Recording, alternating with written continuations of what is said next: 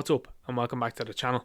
The name is Ninja Knight. Make sure you like, share, subscribe, hit the notification bell up above for future uploads. Check out the links posted in the description down below. Consider joining the channel today, and thank you to everyone who supports the channel. It's very much appreciated.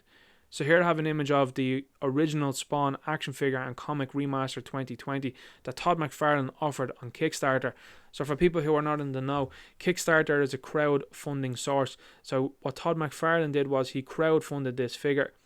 Now this is going to draw in some comparisons, I think, between what Hasbro did with the HasLab Unicron and what Todd Mcfarlane has done now with Spawn.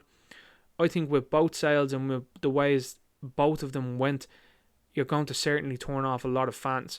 I'm seeing a lot of talk on various different groups and on various different social media platforms of people being very unhappy about this. There's a lot of people that are very unhappy about the HasLab Unicron. Check out my videos on that and the problems that I had with that. And when you have a considerate amount of people that are very annoyed by what's happened with this figure, I can completely understand where they're coming from. There's a lot of individuals out there that are McFarlane apologists that will always back Todd Mcfarlane, that will always take whatever kind of secondary trash that he puts out. For example, in DC Multiverse, he gives you a card which is even more insulting, I think, with the figures, to tell you that the likes of Batman is 6 foot and then Barry Allen is 5'10", but yet the Barry Allen figure is bigger than the Batman figure. That is totally insulting in my opinion. And when you look at then the likes of the articulation that he's including on figures, it's like the articulation is an afterthought. So I think that Todd Mcfarlane needs to do one of two things. He either needs to, when he has the license ran up then for DC, let it go and let it go to someone else who will actually make action figures and is interested in making action figures, or he can just say, well, I'm going to just make statues and then let's go with that. Because it's very apparent that Todd Mcfarlane just wants to make statues, and you can see it from the way the articulation is cut into numerous figures that he does. It's an afterthought, and I think that that is a pure and utter shame. I don't think you can say that the sculpts of the figures are not great. There considerably are a number of them that are absolutely fantastic. I think he gets left behind in that he doesn't use the face print technology, for example, on certain figures. But then when you look at then some human head sculpts and that he can't size the head sculpts, that the head sculpts look either too small or they look too big, proportions look way off. Look at the Justice League multiverse figures that he's done recently, some of them look way off. And then you come then to a debacle like this, which is his own character that he doesn't seem to be able to get right. If you can't get your own character right, then what hope have you got then of doing any other characters right? And this is where the big problem lies then with Todd Mcfarlane. If he can't do one of his own creations and do it well, do it correctly, what hope do you have of getting a very solid version of anybody else? Very little. So a lot of criticisms that have been focused on this one particularly are this: single jointed elbows, double jointed knees. Doesn't make sense. Why is that not a double jointed elbow? Or at the very least, why is not one of them a double jointed elbow? Now I know people would say, well, there's stuff in the way, and that's fair enough. But that's up then to Mcfarlane then to get this and get it into that frame of mind of saying, well, how do I make a double elbow in there? What's been a very big point of contention and has been since the backing started, and people felt very burned about this, by the way, was the torso. So Mcfarlane went through it and said, yeah, the torso would be sort of rubberized to be able to bend forward. When the figure now was released, no such thing. It's able to move then at the hips, basically move forward, rock forward and back, and that's about it. It cannot move anywhere within here, which is a big problem because a lot of people like to pose Spawn in a crouching pose. So you're not able to do that really in effect then with this figure. Another thing Mcfarlane was saying within his videos, and this is one thing that bothers me about him, he'll say one thing in his videos and then when it comes to production, it's coming out completely different, which is very bothersome. The cape is removable. This is something he kept saying. The cape is removable. He was taking her off, putting her on, saying you can have Spawn whatever way you want. It seems now the cape has come out. The cape is actually glued to the figure, so you cannot remove it. What effect does that have? Well, it makes the figure very top heavy now, and it means then it has to stand on a stand, and you can't really mess about with it or stand it up on its own. That's a big problem. Look at the articulation then for the head, for example. Very little articulation here within the head, and then you have this sort of weird ball joint that leaves a gap then within the neck then to basically give you your head articulation. That's inexplicable. This is a character now that can't look up and he can't look down. That's not right in my opinion, and particularly if you're leveling it as an action figure. This is more like what, say, the Four Horsemen did, particularly with the Master of the Universe line, like the action figure, the statue action figure. He would have been better off saying this is a statue action figure or this is a statue. And this is the problem with Mcfarlane. He clearly wants to make statues, but he still does licenses and still tells people I'm going to make an action figure. It's no surprise then when you see how successful the action figure was for the Mortal Kombat line of Spawn, that people loved it. They loved the articulation. But instead of thinking that way and saying to himself, well, that had a lot of articulation, a lot of people bought it, a lot of people enjoyed it, he then regresses to do this. That's very strange. Now, I know that he was trying to do this to say, well, this is a homage to the original figure. I get that. But if you want to do this and you want to blow that original figure out the water like he was talking about doing, you certainly don't do this to the figure. You don't cause issues with it then.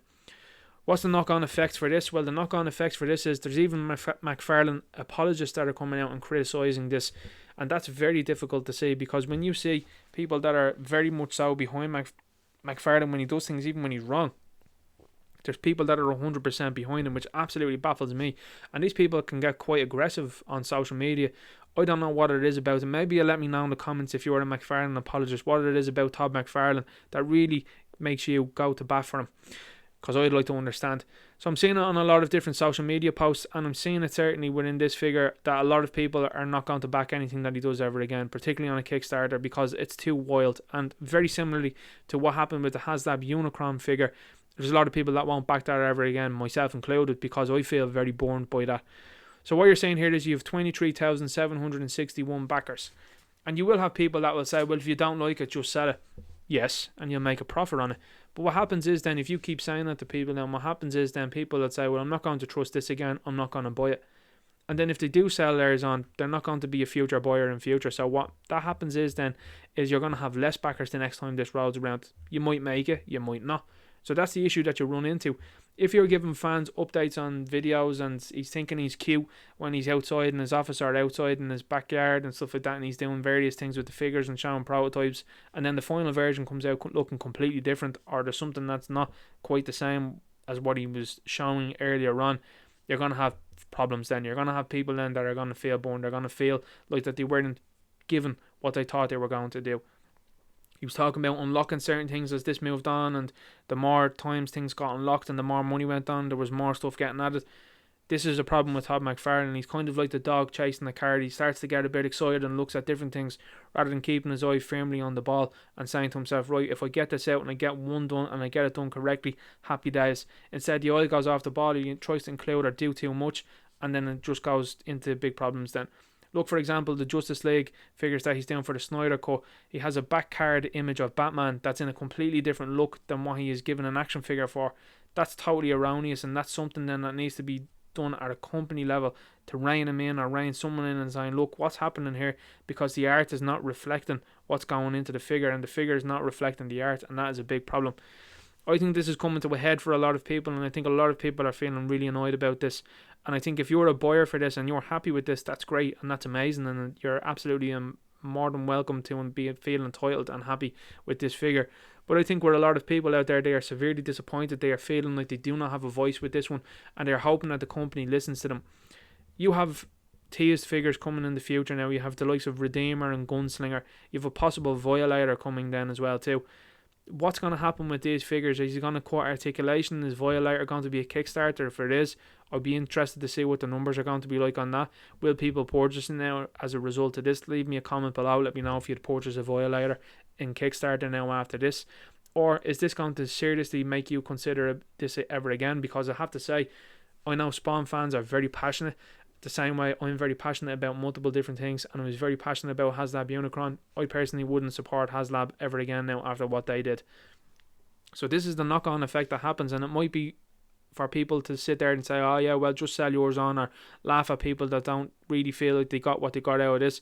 But that's going to have a knock-on effect on you, because the knock-on effect on you is then it's not going to have as many backers as it is before. And see all the little extra perks that you got with people backing this and putting money into that, that's not going to happen in the future then.